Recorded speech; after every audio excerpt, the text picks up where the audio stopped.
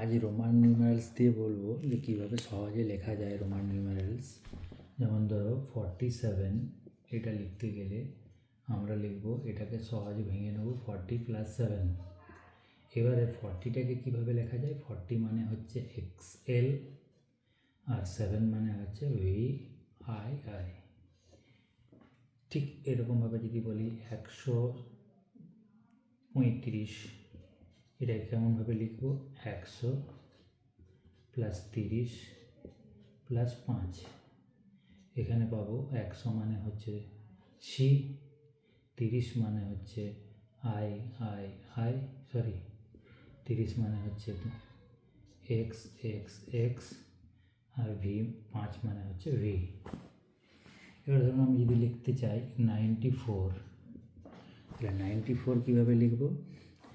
না, 90 + 4।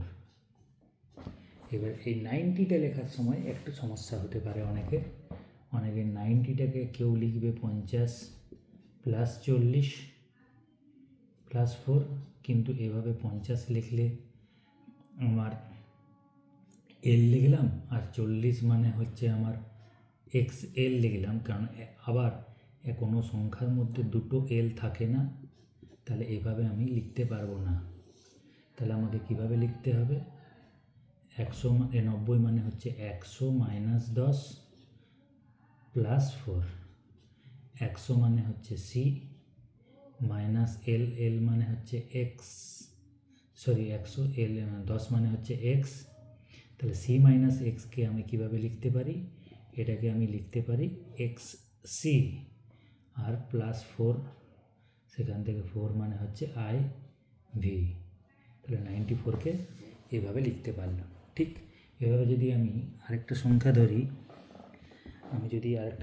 ধরি, ওই 90-এর মধ্যেই যদি আমি ধরুন লিখতে চাই 293, এখানে কি হবে?